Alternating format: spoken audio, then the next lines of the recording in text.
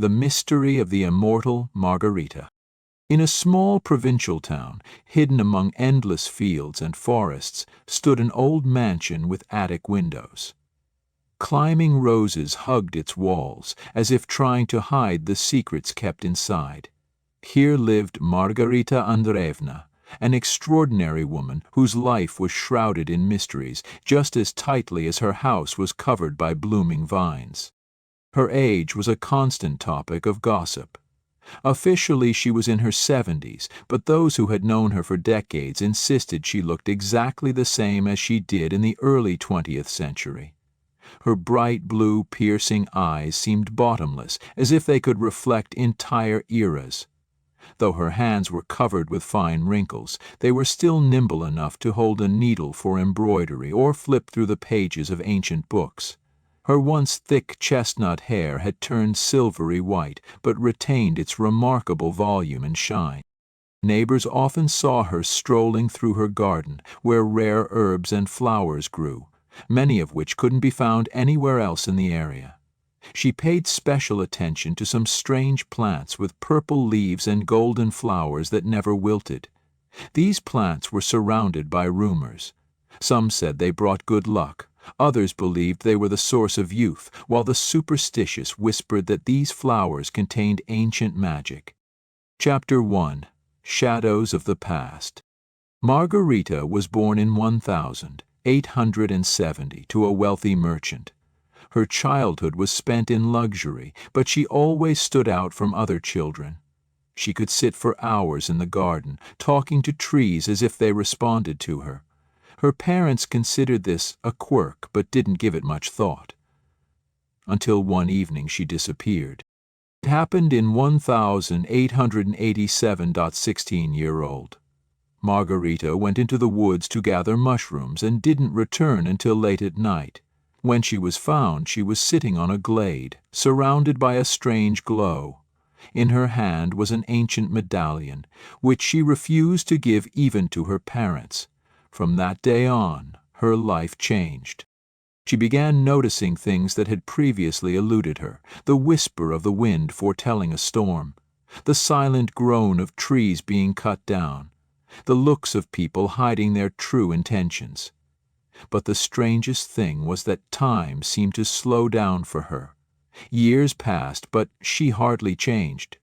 One night, when everyone in the house slept, she went out into the garden and took out the same medallion from her pocket. The moonlight illuminated her face, and she whispered, "I am ready to pay the price." The next morning her garden was filled with new plants, the very same purple flowers that never withered. Soon after, Margarita started seeing ghosts. They came to her at night, whispering about past and future events. These ghosts weren't mere visions. They gave her important guidance that she could use to help people. One night as she slept, the ghost of her great-grandfather, who had given her the medallion, appeared. He told her about an ancient pact she had to uphold to remain immortal. Chapter 2. World War I. When World War I broke out, Margarita was already in her 40s. She turned her home into a makeshift hospital for wounded soldiers.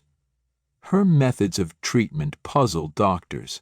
She used herbs no one knew about and performed strange rituals with water and stones. But the results were miraculous.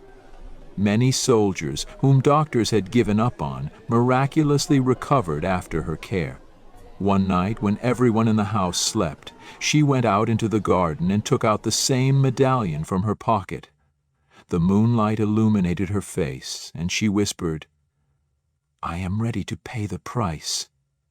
The next morning, her garden was filled with new plants, the very same purple flowers that never withered. One day, while treating a wounded soldier, her attention was drawn to one of his military medallions. She took it in her hands and felt energy flow through her fingers. This medallion was connected to ancient knowledge, and she realized she could use its power to save even more lives. From that moment on, she began using medallions to enhance her abilities and help people. Chapter 3. Cold Times. During the period of collectivization, Margarita managed to keep her house and garden, though many of her neighbors lost their properties. Rumor had it that she struck a deal with local authorities to grant her plot a special status as a medicinal garden, essential for treating the population. This status allowed her to continue her work. World War II was her greatest trial. She set up an underground hospital in the basements of her house, treating partisans and civilians. Her ability to foresee events saved many lives. She warned people about possible raids and dangerous situations in advance. After the war, many wanted to honor her for her heroism, but she categorically refused any recognition. One night, while treating a wounded soldier, her attention was drawn to one of his military medallions. She took it in her hands and felt energy flow through her fingers. This medallion was connected to ancient knowledge, and she realized she could use its power to save even more lives. From that moment on, she began using medallions to enhance her abilities and help people. Chapter 4. The Space Era. In the 1960s, during the space race, Margarita unexpectedly received an invitation from Moscow. As it turned out later, some scientists knew about her unique abilities and consulted her on the effects of space on the human body. Her advice helped develop a system to protect cosmonauts from cosmic radiation. On the cusp of the 21st century, she became a secret consultant to several international organizations working on environmental issues. Her deep understanding of natural cycles and ecosystems helped create several successful programs to restore the environment.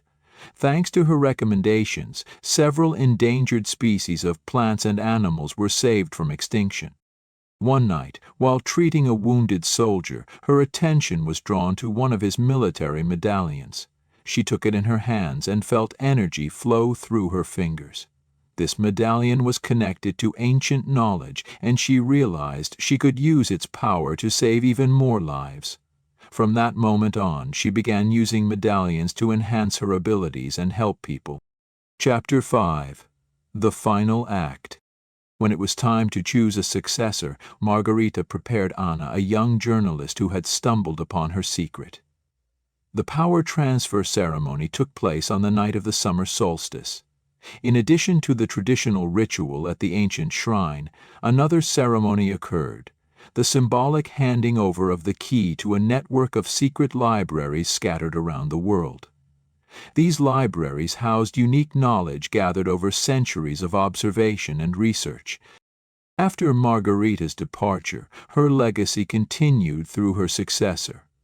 Anna not only carried on her predecessor's work but also expanded its scope, adapting ancient knowledge to modern conditions.